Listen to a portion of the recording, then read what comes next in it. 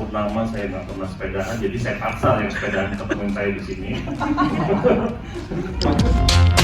Di Bandung. Sekali jalan kaki, kalau saya bilang itu bukan olahraga, itu hanya physical movement aja, physical activity saja.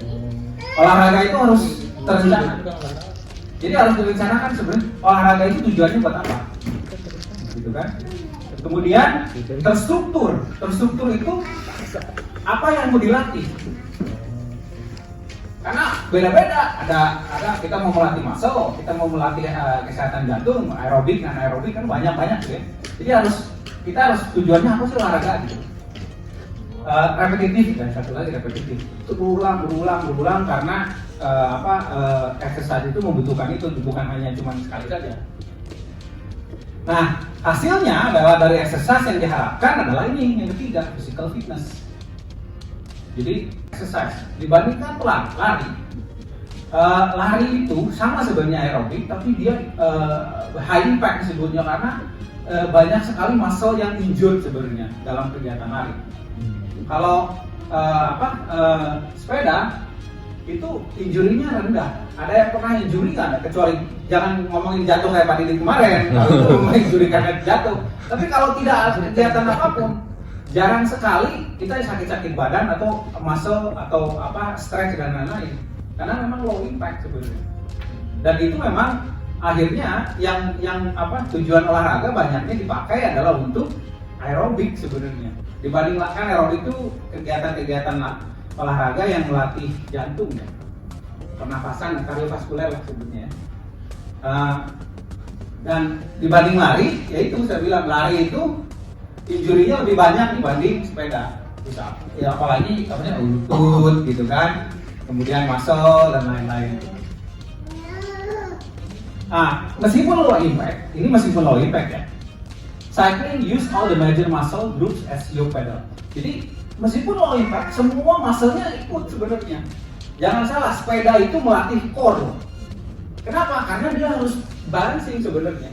Memang low impact dibanding sit up, gitu, tapi tetap melatih gitu kan. Nah, mudah. Sepeda itu kan mudah, ya kan dibanding ini. Kecuali kalau memang sepedanya di macet ya, itu perlu skill gitu. Tapi hampir semua orang ada yang tidak bisa bersepeda, pasti semua bisa bersepeda gitu. Strength, increase stamina, strength and aerobic fitness, balik lagi tadi aerobik. Nah, yang paling sangat bermanfaat sepeda itu adalah length. Kenapa? Kita bisa low intensity atau high intensity. Bedakan dengan kegiatan misalnya badminton. Badminton itu susah merencanakannya. Atau tenis, nggak bisa merencanakannya karena tergantung orang lain. Kalau olahraga sepeda, kita bisa melatih mau low, mau high, terserah kita. Tidak ada yang bisa mengontrol, cuma kita. Itulah sepeda. Lari pun sama sebenarnya. Karena kenapa? Kita mau low intensity recovery. Kalau saya bilang kalau sudah lari biasa atau sudah endurance, biasanya kita wajibkan untuk recovery training, recovery practice. Jadi memang leading cause of death sebenarnya. Jadi orang-orang yang meninggal ketika natural death aja biasanya ini. Natural death itu karena memang jantungnya keblok, jantungnya berhenti ya udah. Kan memang banyaknya gitu. Jadi kenapa penting juga tahu mengenai ini selain hubungannya dengan sepeda yang tadi, ini untuk general awareness bahwa inilah leading cause of death. Ischemic heart disease sama stroke itu penyebab faktor resikonya sama ya. Jadi yang satu di otak, yang satu di jantung intinya kan gitu. Stroke itu karena penyempitan pembuluh darah di otak, kalau yang ini penyempitan pembuluh darah di jantung. Jadi 1-2 itu sebenarnya sama sebenarnya. Cuman kejadiannya aja ada di mana. Faktor resikonya sama. Kemudian leading cause sama gitu kan. Faktor resikonya yang lainnya sama. Kontrolnya juga sama sebenarnya. Bisa gerak dia. Iya, 1-2 itu berhubungan. Nah, ini kuliah anatomi ini. Berat. Tahu nggak jantung ini gimana? Ini kan jantung itu pompa ya. Kalau ngomongin ini ya, dasar saya selalu bilang bahwa sebenarnya anatomi tubuh itu gampang sebenarnya asal bisa mengindikan dengan yang lain. Ini pompa kan, pompa jantung sebenarnya kan, pompa darah kan. Nah, pompanya ada apa sih, jantung ini ada 4 chamber, ada 4 ruangan, jadi dia menerima apa? Jadi darah dari yang dipakai oleh muscle kan high karbohidroksida kan, karena sudah dipakai. Dia masuk ke atrium kanan, ini vena ya. Ini masuk ke sini. Itu adalah penyempitan pembuluh darah di situ. Biasanya paling banyak karena ada tromboemboli yang lepas, atau misalnya lemak yang lepas dari pembuluh koroner ini. Saya bilang stroke sama jantung itu bersama, yang satu kejadiannya di otak, yang satu kejadiannya di jantung. Begitu ada sumbatan, nih, saya lanjutin sini. Nah, begitu ada sumbatan, ini nih, heart attack atau myocardial infarct is damage and death of heart muscle. Jadi otot jantung yang kena. Jadi begitu ada sumbatan di sini, otot jantungnya ini yang kena. Biasanya bisa mati karena jantungnya, sehingga tidak bisa memompa lagi, gitu kan? Kenapa yang ada yang penyakit koroner harus dikateter? Ini sebenarnya yang harus dikateter karena ada penebalan ini. Penebalan ini semakin resikonya tinggi, berhubungan dengan lemak, berhubungan dengan tensi dan lain-lain. Ini bisa lepas kan, ini bisa lepas, menyumbat. Misalnya lepasnya di sini kan, ini makin sini makin kecil. Nyumbat, ini yang kena misalnya, itu biasanya serangan jantung tuh. Makanya ininya nyeri gitu. Bisa di mana saja, paling banyak memang di sini memang, tapi bisa di mana saja. Bisa di belakang kan, ini si pembuluh darahnya banyak ya. Ini sangat tergantung dari faktor resiko. Ini mah hanya overview saja, saya juga tidak mau terlalu ini. Tapi intinya memang harus tahu penyakit. Harus selain blood pumping, juga ada adrenalin sebenarnya. Hormon-hormon ini yang bisa meningkatkan harga jantung. Jadi kayak bilang harganya naik satu-satu kalau lihat anjing. Jadi biasanya zona 3 gitu kan, tiba-tiba ada anjing jadi 4 gitu, naik gitu. Itu anjingnya juga naik itu. Nah, yang harus dijaga adalah bagaimana caranya bulu-bulu darah ini memang ininya rendah kan, resiko penebalan dan lain-lainnya, yaitu menjaga faktor resiko yang nanti kita jelasin lebih ini. Tapi clear ya, ini clear. Banyak ya nyeri dada, katanya nyeri dadanya seperti ditindih kan.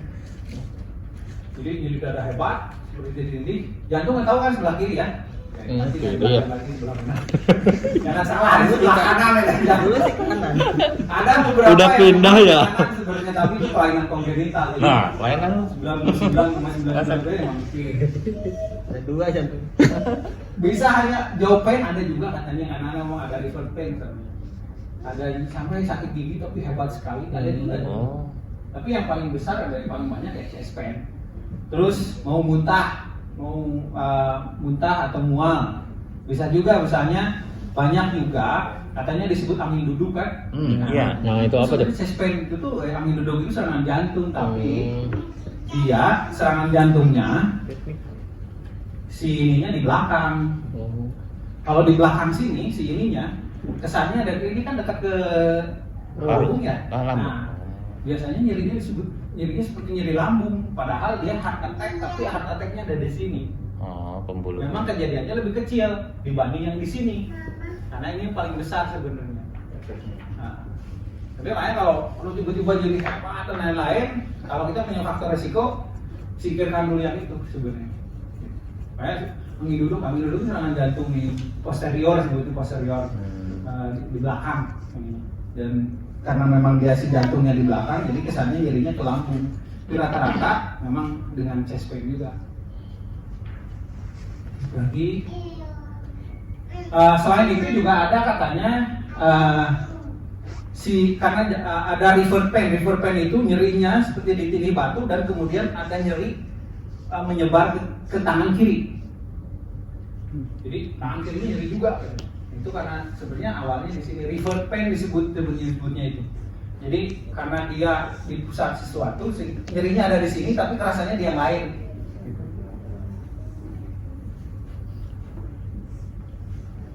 Ya, Heartburn juga ada tuh, arm pain, upper back pain bisa juga di belakang, tapi ini jarang sekali ya. Paling rata-rata memang nyeri dada.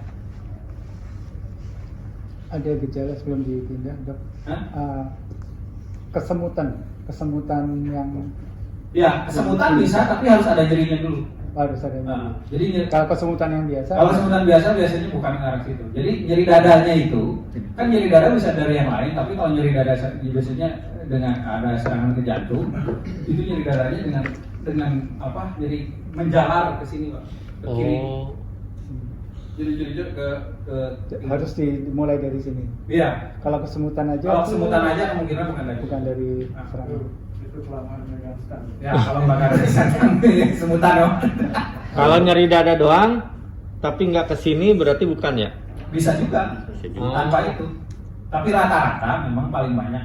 Makanya saya bilang gejala utamanya adalah chest pain nyeri dada, itu tindih batu seperti itu, susah bernapas. Itu aja.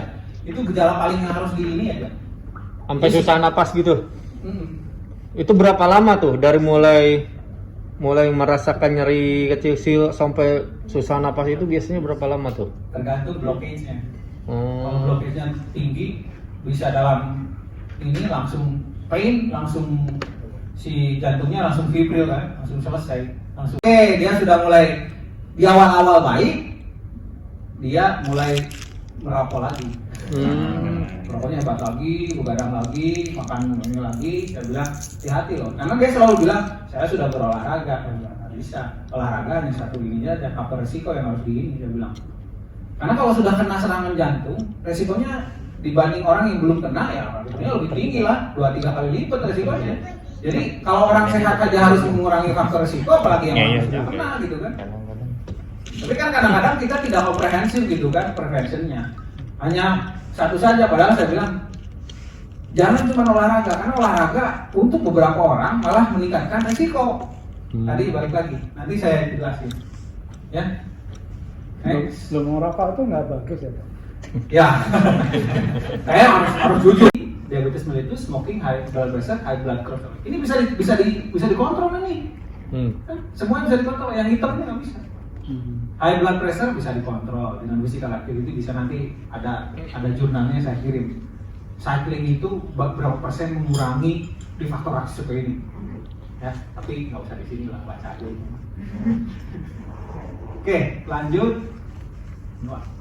Nah, kenapa physical activity rendah? Penting? Physical activity to reduce risk of cardiovascular disease. Ini salah satunya nih. Regular physical activity, including systemic exercise, is an important component of therapy for most cardiovascular disease and associated with reduced cardiovascular and all-cause mortality. Jadi physical activity memang direkomendasikan karena mengurangi resiko ini. Kenapa? Physical activity mengurangi semua resiko yang tadi, berkontribusi terhadap yang warna tadi, yang berwarna. Itu ada kontribusinya, ada berapa persen, tapi nggak usah di sini, nanti saya kirimin, saya bilang. Nah, sekarang ini juga ada ya maksudnya tren increasing sedentary lifestyle mesti. Jadi satu yang jadi masalah di ini kan saya bilang dulu kegiatan manusia itu kan physical activity-nya tinggi, bertani dan lain-lain. Sekarang semua sedentary kan. Kenapa? 8 hours working at the office itu kan duduk terus ya. Muscle strengthening activity. Ini rekomendasi. Dan minimize the amount of time spent sedentary life sitting. Gitu. Jadi kalau bisa teman-teman bekerja duduk, kalau bisa Gaya. nanti berdiri. Kayak sudah berdiri aja dah. Langsung praktek kan.